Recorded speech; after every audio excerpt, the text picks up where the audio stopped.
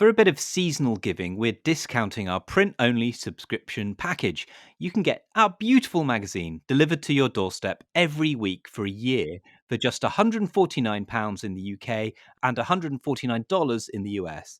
Our print-only sale is also available for gift subscriptions, so it's a saving of over £100 or $100 on the normal price. Go to newscientist.com/print sale to get this offer. Yeah, and I also wanted to tell you about the special holiday, Christmas and New Year double issue of New Scientist magazine. It's hitting shops on the 15th of December. It's a real treat. There's a search for a mysterious long lost land. There's vegan fine dining, the world's laziest animals, there's fiendish quizzes, an exclusive short story, our review of all the biggest science stories of the year. It's absolutely a real treat. Get it in shops from the 15th of December, or you can enjoy audio or digital versions of this issue in our app. Hello and welcome to New Scientist Weekly. As you know, this is the show that brings you a curated selection of the essential stories of the week. Our aim is to feed your curiosity. I'm your host, Rowan Hooper. And I'm Penny Sarchet. Welcome to the show. This week we're joined by New Scientist journalists James Deneen and Madeline Cuff, both in Montreal, and Matt Sparks in London. Welcome all. Hello. Hello. Hi. We've got a fantastic show this week. We'll be hearing from James and Maddie about the latest from the COP15 Biodiversity Summit. That's later in the show. And we've got an interview with the acclaimed sci-fi writer Adrian Tchaikovsky. We've also got a story on how to detect the warp drive signature of alien spacecraft, which I personally is something I always need to do. And I've been finding out how there's a surprising amount of references to climate change in Shakespeare, and how the energy transition from wood to coal as a fuel source is actually described in Shakespeare. Amazing stuff. You going to read some Shakespeare for us? I am. I'm playing Queen Titania because in A Midsummer Night's Dream, she talks about climate change. I don't remember that bit. No, I can't wait to hear it. But we start with what hopefully could be another energy transition. This is the absolutely huge news this week of a breakthrough in nuclear fusion. Matt, you've been reporting all about this for us. What is the breakthrough that we had this week? So for the first time on Earth, we've had a controlled fusion reaction that's generated more power than it requires to run. That's pretty exciting because it's perhaps the biggest sign we've had so far that fusion power is really viable. Matt, have you been waiting your whole career to write "for the first time on Earth" in a story? Yeah, I have, and I finally got to do it. Excellent. You can retire. No, tell us first tell us more about it. How has it finally happened?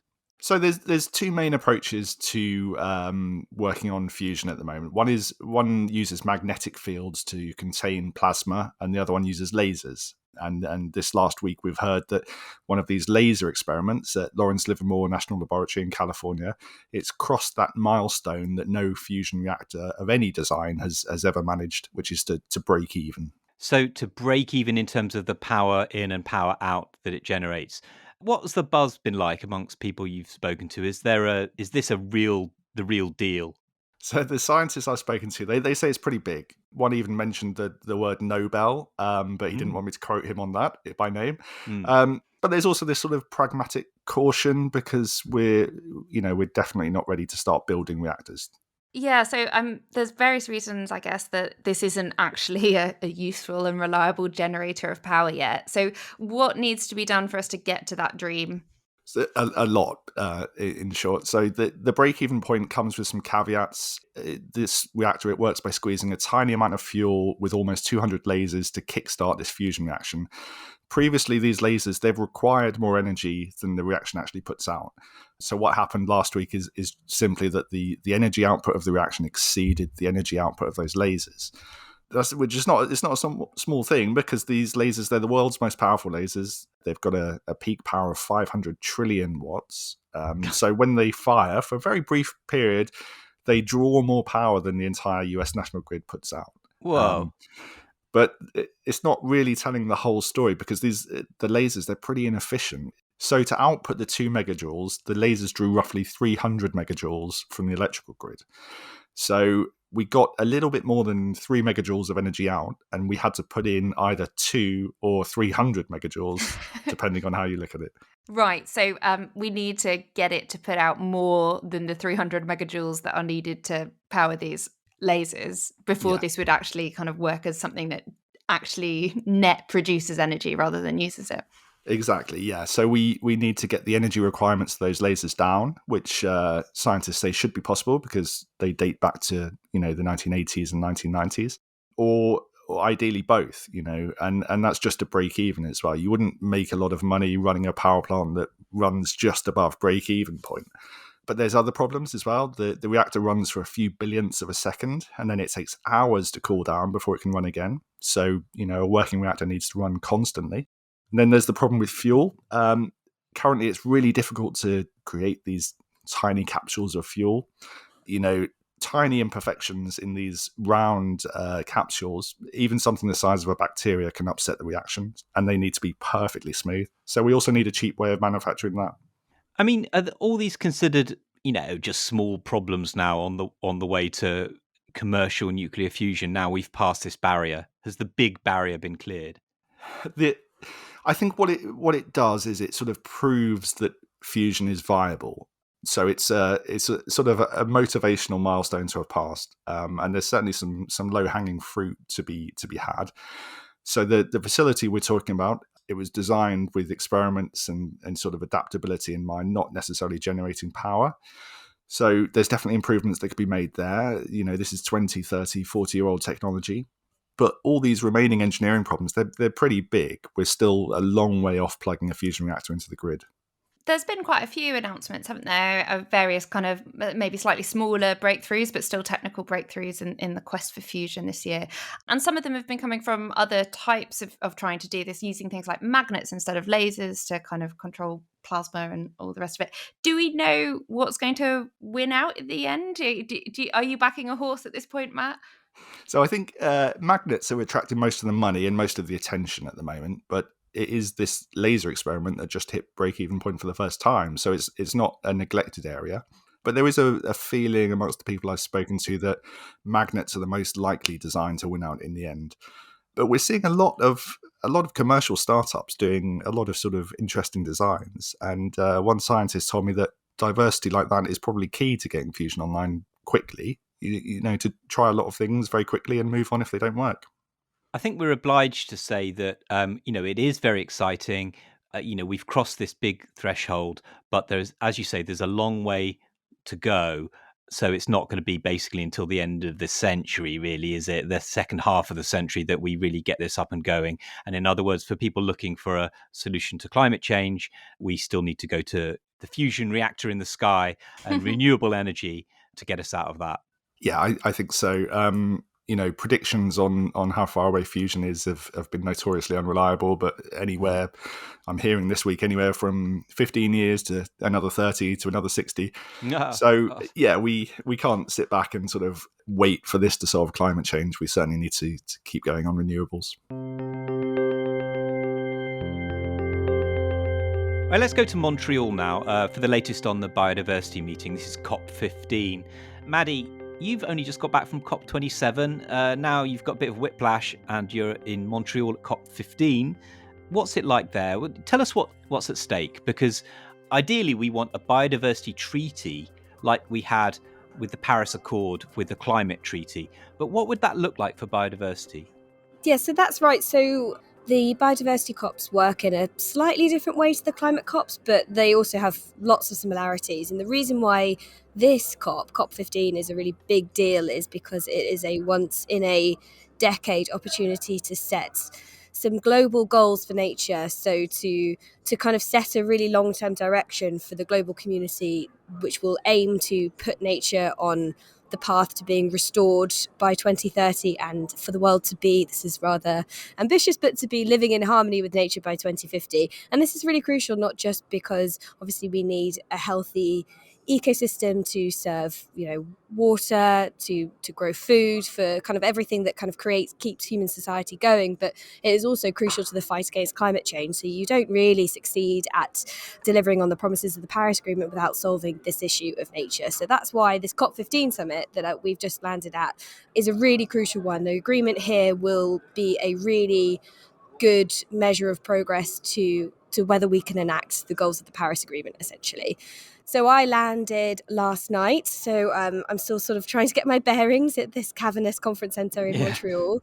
And it's a bit of a weird vibe. I was expecting, given the kind of seriousness of what's at stake here and the scale of ambition that countries are talking about, I was expecting a little bit more buzz and a bit more excitement and noise. But it's pretty muted. There's not as many people here. There aren't noisy protests in the corridors. Everything's quite hushed and calm, which when it comes to big global negotiations is not necessarily what you want to see.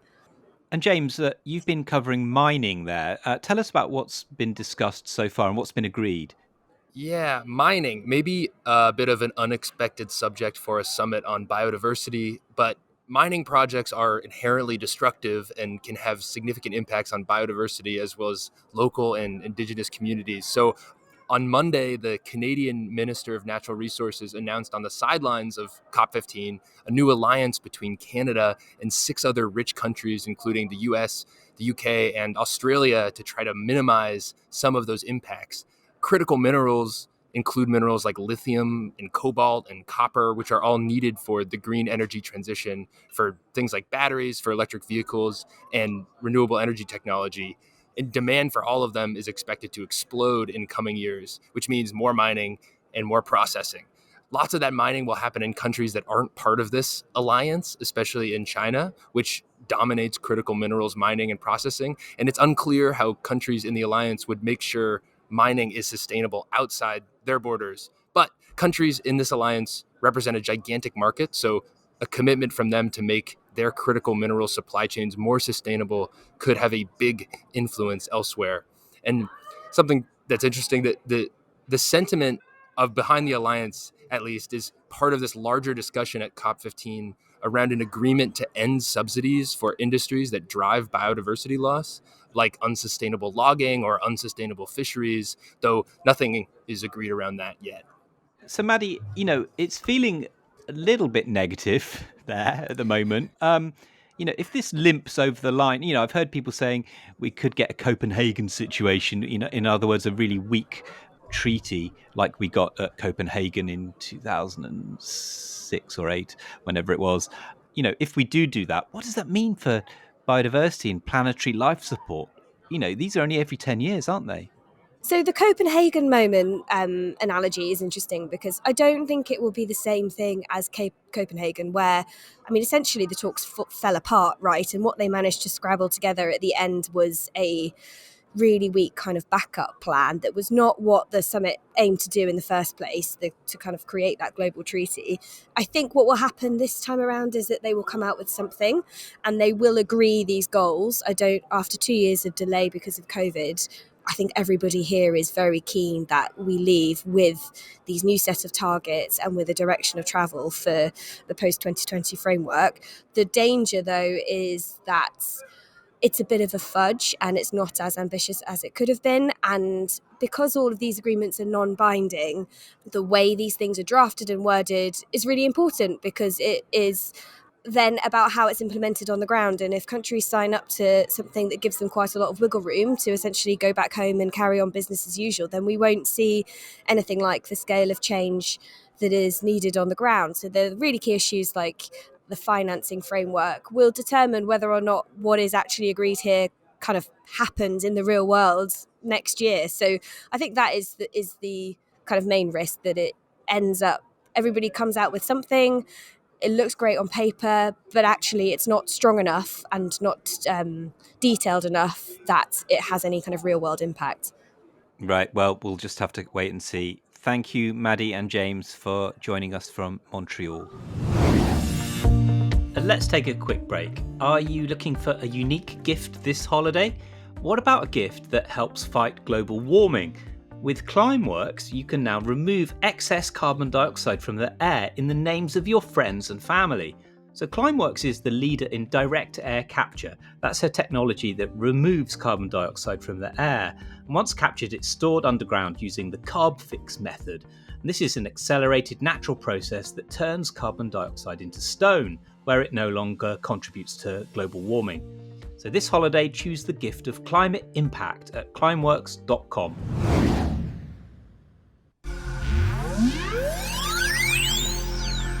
That's the Sci-fi alert, which means we're reporting on something in the news that has already been explored in science fiction. And this week, Rowan, it's warp drives. Yes, we've invented the warp drive. No, I think that would be the top of the show. What we found, though, is a way to spot the stretching in the fabric of space-time that would occur if a warp drive is activated. So, okay, that's kind of amazing. But also, why are we talking about spotting something that we've no idea if it exists beyond Star Trek? Yes, good question. Well, so this is about gravitational waves, and those, as you'll remember, are the ripples in space-time that are formed when you get these massive objects colliding or moving around. And they were first detected in 2015 by LIGO. That's the Laser Interferometer Gravitational Wave Observatory. And that observed the ripples in space-time as like two black holes collided and merged together. So the idea then is you could use LIGO to look for gravitational waves made by an alien spacecraft if it was big enough and moving fast enough to make these these ripples in space-time. Right, so how big are we talking here? Because we're talking about LIGO and gravitational waves.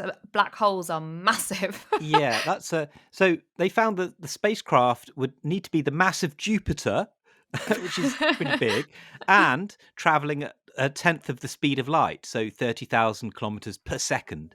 Okay, so huge and very, very fast. I guess these advanced aliens need a lot of room for their civilizations. Yeah, I mean, it either has to have this huge mass, or if it has a warp drive, then it could literally warp space-time, and then you could detect it using this new theory. And the researchers behind this piece of work have found that LIGO could spot a craft, this kind of alien craft, if it travelled within 326,000 light years of Earth. And they say that even more sensitive gravitational wave detectors could bring that distance closer. So this is going to be really interesting to SETI people, the search for extraterrestrial intelligence. So playing along with this then. Yes, thank you. If you did detect something, how could you tell if it was a comet or a meteor just doing its thing in space, or a spacecraft? Because if it's 300,000 light years away, how do we know? Yeah, well, our reporter Leah Crane actually asked them this, and they said that you could tell the difference between, say, a meteor and a warp drive, because it's the same way you can tell whether a jet ski has gone past you or a boat, because the waves they make have a different signature. And a warp drive also would have a unique kind of way of affecting the gravitational field around them. Cool. So I'm guessing you're not going to go for something as obvious as Star Trek as the sci-fi link here. No, I'm not actually. I went for the planet-sized spacecraft rather than warp drive, and it turns out there are some. There's one in Robert Reed's Great Ship series, which is aptly named, and there's one there that specifically said a spacecraft to be bigger than Jupiter. Oh, perfect. Now, we've spoken quite a bit on the podcast about the energy crisis, and of course that was sparked by Russia's invasion of Ukraine and the subsequent squeeze on gas supplies to Europe. But I wanted to add some historical context to this, because I was reading about an earlier energy crisis in the 16th century in England, and this was one triggered by basically mass deforestation, and that led to the first use of coal as a fuel source. So to talk about this, I'm joined by Randall Martin of the University of New Brunswick in Canada. Randall, thank you for joining us.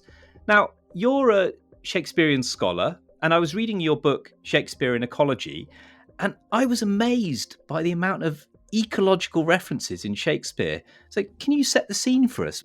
Yes, there was a comparable, of course, smaller scale than today, and different caused energy crisis in the 16th and 17th centuries. But Shakespeare was an observer of this. I think of Shakespeare as having a triple eye for these things. He was a playwright, a professional playwright, interested in creating dramatic, exciting plays that made money. He was also a poet, a superb poet, and he had an eye for the natural world and for changes in the world that were exceptional.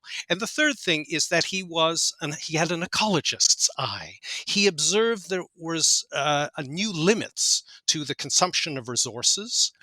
He had a very keen eye for the interconnectedness of things, not only in the natural world, but between the human world and the natural world and the animal worlds.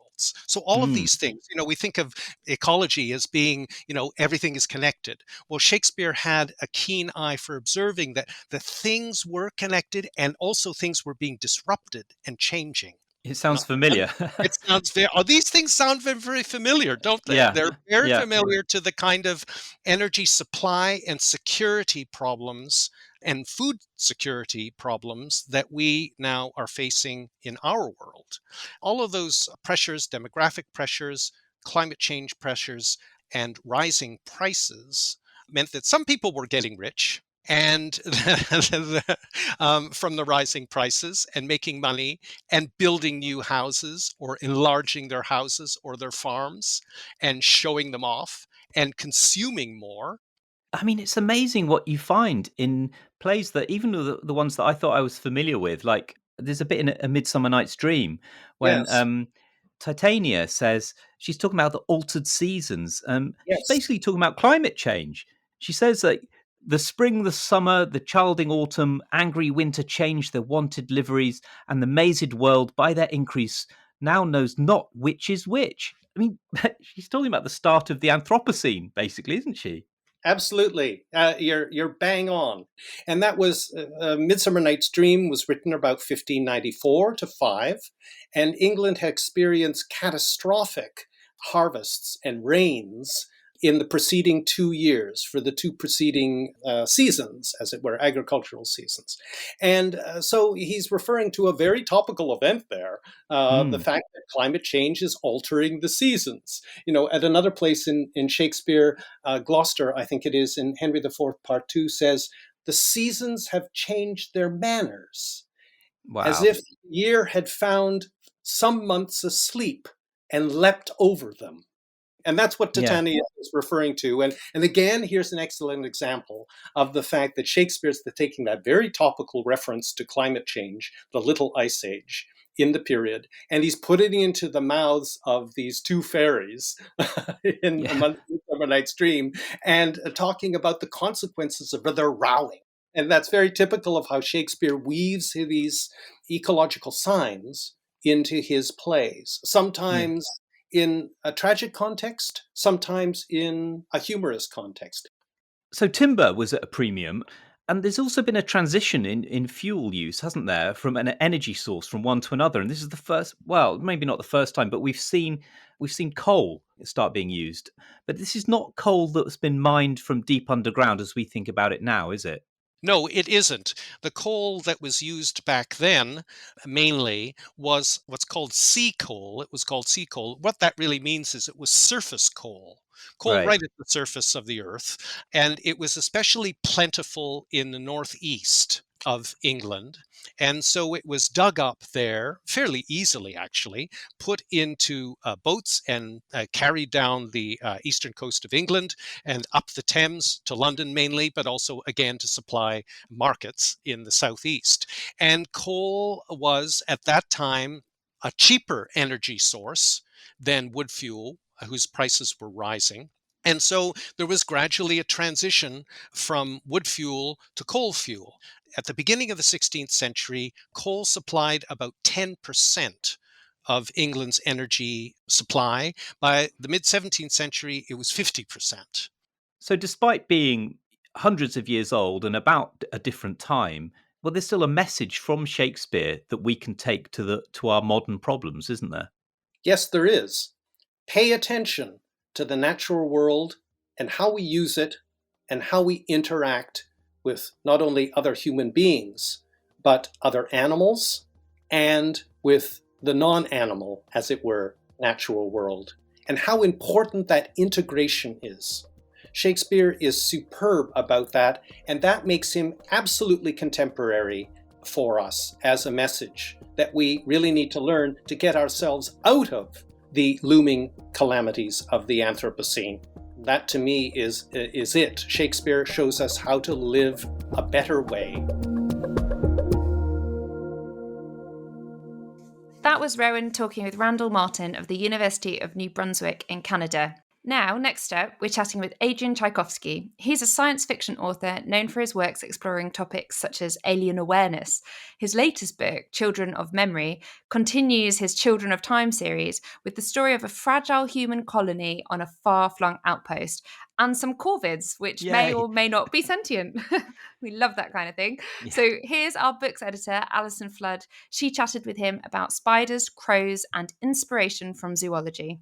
Hi, Adrian. I really enjoyed Children of Memory, so thank you for that. I wanted to start by talking about your choice of species that you explored this time. So in Children of Time, it was a world where spiders had evolved. In Children of Ruin, you had a flourishing octopus civilization.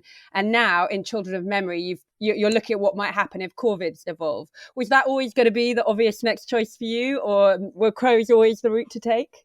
I mean, in a weird kind of way, I feel I've almost gone mainstream with crows because with the spiders and the octopuses, they tend to be creatures that a lot of people really don't like, whereas crows have a fairly good press to start with. But really, for this series in particular, my targets tend to be creatures with an unusual amount of intelligence in the natural state. So effectively good candidates for becoming a kind of a sapient species if they were given, a clear evolutionary run at it. And corvids, so crows, ravens, magpies, birds like that are very, very clearly one of those candidates. They have an extraordinary intelligence.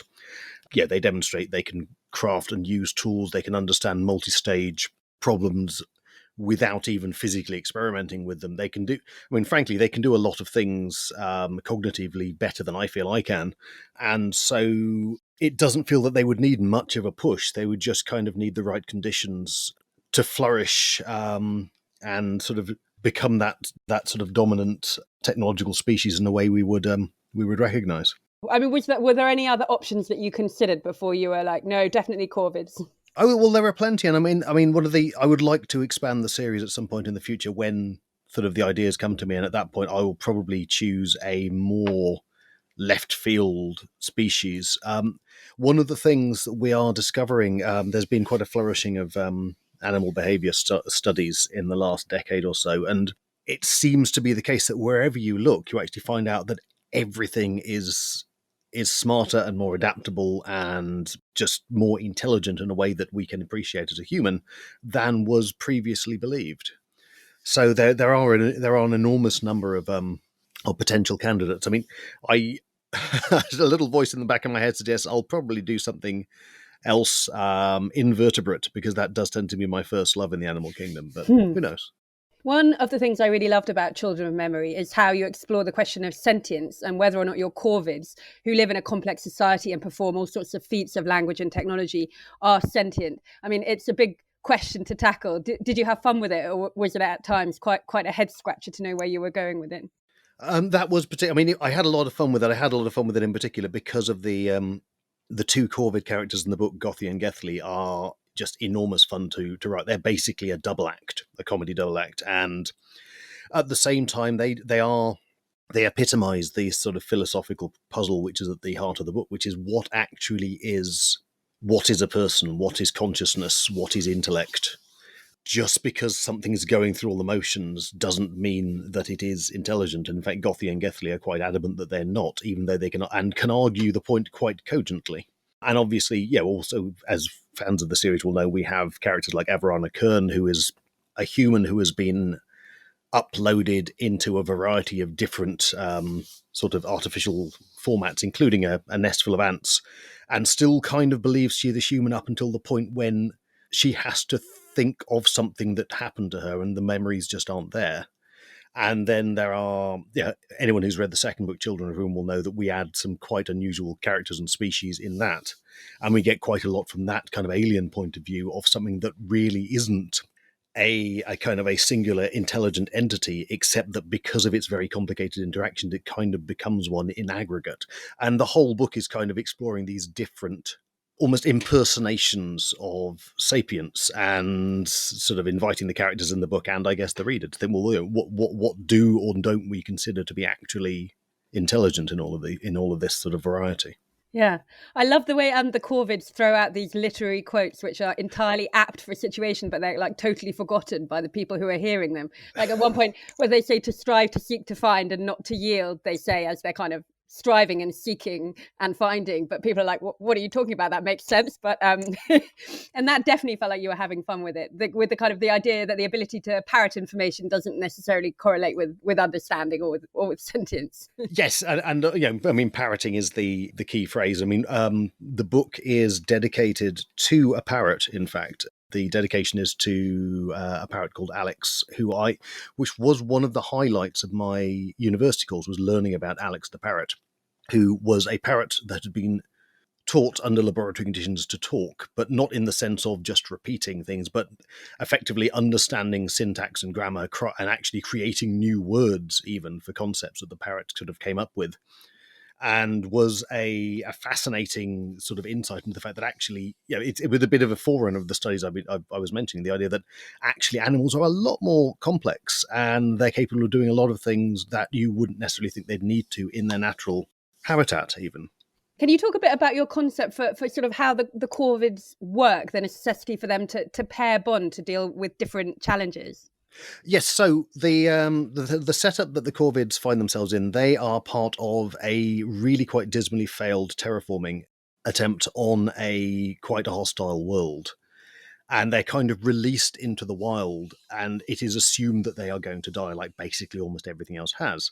They're super annoying as well, aren't they? They're annoying all of the humans. Yes, I suppose released is not the right word. They're driven into the wild because, as curious birds will often do, they're not exactly the most considerate neighbours, and they pull things apart and make a lot of noise and do their business everywhere and so forth. So they're driven into the wild, and it's assumed they will die, and then they come back. And what it is discovered is, effectively, they have become a very different species through neurodiversity.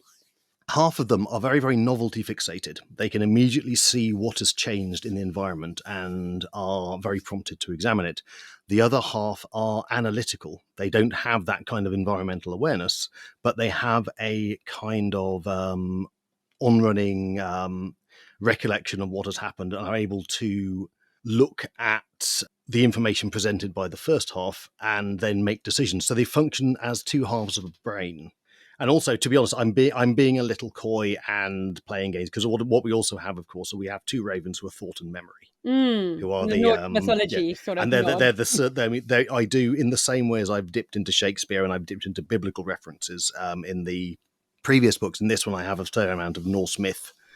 Not, I suspect, in any terribly deep and meaningful way, but just because it's a nice theme and there's a lot of material there to play with that people will recognise the names and get the references of.